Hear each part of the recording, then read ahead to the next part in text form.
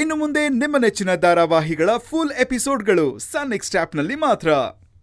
ನಿಜವಾಗ್ಲೂ ನಿಮ್ ಪ್ರೀತಿ ಗ್ರೇಟ್ ಬಿಡಿ ಸರ್. ನಿಮ್ಗೂ ತುಂಬಾ ಥ್ಯಾಂಕ್ಸ್ ಅಣ್ಣ. ನೀವ್ ನೆನಪು ಮಾಡ್ಕೊಂಡು ನನ್ನ ಅಲ್ಲಿ ಕರ್ಕೊಂಡು ಹೋಗದೆ ಇದ್ದಿದ್ರೆ ನನಗೆ ಸಿಗ್ತಾನೆ ಇರ್ಲಿಲ್ಲ ನೋಡಿ. ಸರ್, ಯಾರ್ಯಾರ ಹಣೆ ಬರದಲ್ಲಿ ಏನೇನ್ ಸಿಗ್ಬೇಕು ಏನೇನ್ ಸಿಗ್ಬಾರ್ದು ಅಂತ ಬರ್ದಿರುತ್ತೋ ಹಂಗಾಗೆ ಆಗತ್ತೆ. ಇದು ನಿಮ್ಗೆ ಸಿಕ್ತು ಅಷ್ಟೇ. ಅಣ್ಣ, ಹಣೆ ಬರಕ್ಕೆ ಎಲ್ಲ ಬಿಟ್ಬಿಟ್ರೆ ಮನುಷ್ಯತ್ವ ಕೃತಜ್ಞತೆ ಅನ್ನೋ ಮಾತುಗಳಿಗೆ ಅರ್ಥನೇ ಇರಲ್ಲ ನೋಡಿ. ಅದು ನಿಜಾನೇ ಅನ್ನಿ.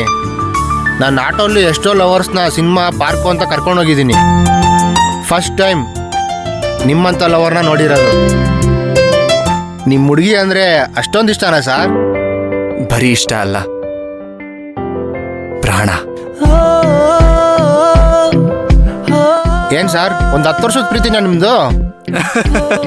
ಅಷ್ಟೆಲ್ಲ ಇಲ್ಲ ಅಣ್ಣ, 1 ತಿಂಗಳಿಂದ ಅಷ್ಟೇ. ಅಯ್ಯೋ, 1 ತಿಂಗಳು ಪ್ರೀತಿನಾ? ಏನಣ್ಣ, 1 ತಿಂಗಳಿಗೆಲ್ಲ ನಿಮ್ಮ ಹುಡುಗಿನ ಇಷ್ಟೊಂದು ಹಚ್ಕೊಂಡಿದ್ಯಲ್ಲ. ನಿಮ್ಮ ಹುಡುಗಿ ತುಂಬಾ ಅದೃಷ್ಟವಂತ ಬಿಡೋಣ. ಅವಳ ಅದೃಷ್ಟವಂತೆ ಅಲ್ಲ ಅಣ್ಣ, ಅವಳು ನನಗೆ ಸಿಕ್ಕಿದ್ರೆ ನಾನ್ ಅದೃಷ್ಟವಂತ. ಅಯ್ಯೋ, ಯಾಕಣ್ಣ?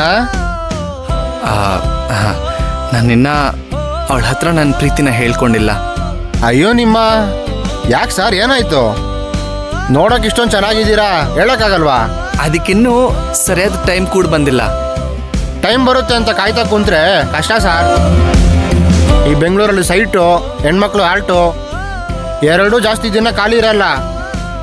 ಬೇಗ ರಿಜಿಸ್ಟರ್ ಮಾಡ್ಕೊಬಿಡಿ, ಇಲ್ಲ ಅಂದ್ರೆ ಇನ್ಯಾರೋ ಮನೆ ಕಟ್ಬಿಡ್ತಾರೆ. ಆ ಥರ ಏನು ಆಗಲ್ಲ ಬಿಡಿ ಅಣ್ಣ, ಅವಳು ಯಾವತ್ತಿದ್ರು ನನ್ನವಳೆ. ಹಾಗಂತ ಸುಮ್ಮನೆ ಕೂರಕ್ ಹೋಗ್ಬೇಡಿ, ಫಸ್ಟ್ ಹೋಗಿ ನಿಮ್ಮ ಪ್ರೀತಿನ ಹೇಳ್ಕೊಳ್ಳಿ.